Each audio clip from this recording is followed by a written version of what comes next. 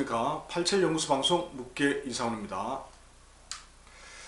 자, 예전에 골다공증 치료와 관련된 내용을 몇 차례 방송을 통해서 알려드린 바가 있습니다.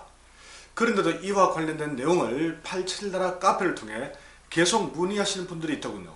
사실 골다공증 치료와 관련된 정보는 인터넷상에서 넘쳐납니다. 그러다가 뭔가 미진한 내용이 많고 중요한 정보를 빠뜨린 경우가 많아서 오늘 다시 한번 총정리를 해볼까 합니다. 관련 증상이 있는 분들은 끝까지 꼭 들어보시기 바랍니다. 아마 큰 도움이 되리라 생각합니다. 자, 그런데 골다공증 치료는 골 밀도를 높일 수 있는 운동이 무엇보다 더 중요합니다. 이에 대해서도 같이 다뤄보도록 하겠습니다. 일단 일반적인 내용 몇 가지부터 한번 살펴보고 넘어가겠습니다. 먼저 이 골다공증 주사에 대한 저 묵계의 생각입니다. 건물에 균열이 생기면 일단 급한 대로 금이 간 외부라도 시멘트 덧칠을 해서 떼어야 합니다.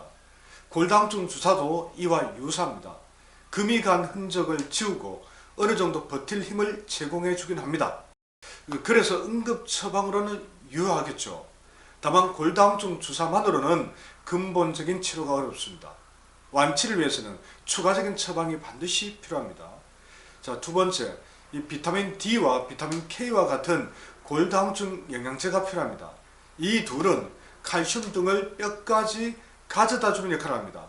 하지만 비타민 D와 K는 물에 녹지 않는 지용성입니다.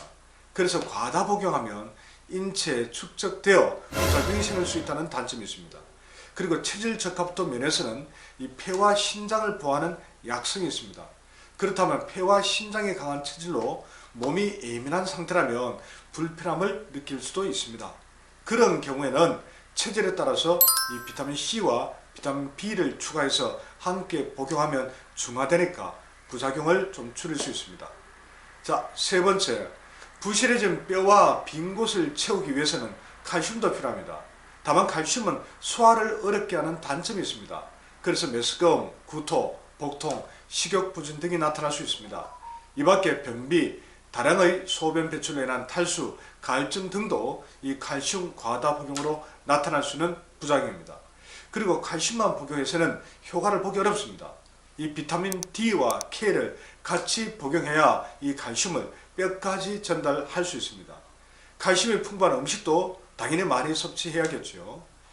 자, 네 번째, 골다공증은 왜 생기는 건지 한번 알아보겠습니다.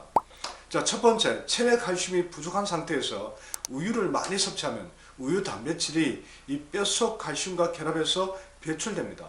그래서 유럽 낙농업 국가나 미국의 낙농업주에서 골다공증 환자들이 더 많이 발생하고 있습니다.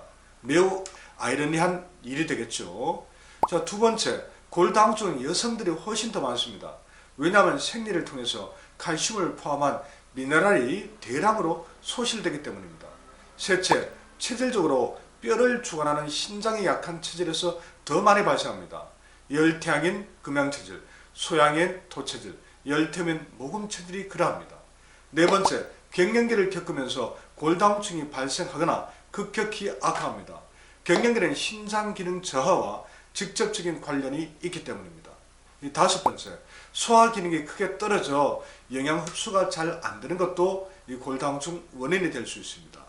자, 여섯 번째, 혈액이 탁해져 혈관이 막히고 신진대사가 부진하면 칼슘 같은 영양소 전달 체계가 무너져서 뼈가 약해질 수도 있겠죠.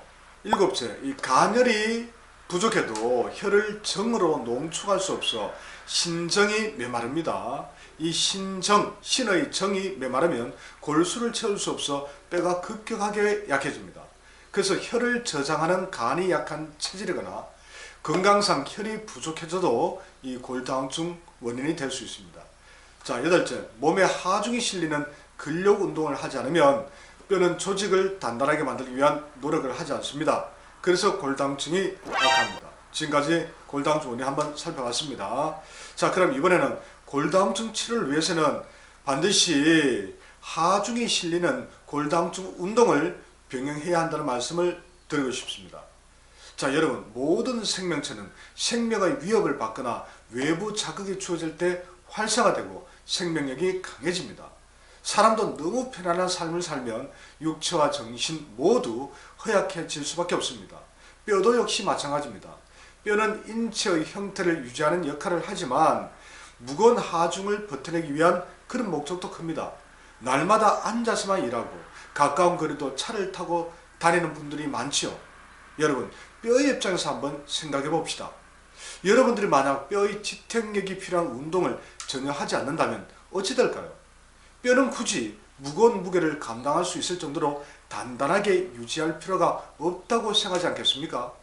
그래서 이 뼈가 급격하게 약해져 골밀도 감소 쪽으로 진행될 테고 결국은 뼈에 구멍이 뻥뻥 뚫리는 골다공증 판정을 받게 됩니다. 자, 그럼 골다공증 치료는 어떻게 해야 하는 것일까요? 지금까지 언급한 골다공증 원인을 해소하는 것이 곧 골다공증 치료입니다. 앞에서 말씀드린 내용을 하나하나 점검해서 완벽하게 해소해야만 골다공증을 치료할 수 있습니다. 실제로 이런 정보를 토대로 골다공증을 극복하신 분들이 이 87나라 카페에 있습니다. 가장 쉽게 접근하는 방법인 골다공증 주사는 가장 낮은 단계의 치료법입니다. 비타민 D와 K 그리고 칼슘 섭취는 조금 더 추가된 것이고요. 더 확실한 치료는 먼저 이 두 가지 방법 그리고 오늘 방송에서 언급할 원인을 해소해야 됩니다. 그런 후에 뼈에 하중이 팍팍 실리는 골다공증 운동을 지속적으로 실행해야 합니다. 그것만이 골다공증을 치료할 수 있는 최선의 방식입니다. 더 구체적인 내용은 이전 방송을 통해서 한번 확인해 보시기 바랍니다. 마무리하겠습니다. 오늘 방송 내용이 도움이 되셨다면 구독과 좋아요도 꼭 부탁드리겠습니다. 고맙습니다.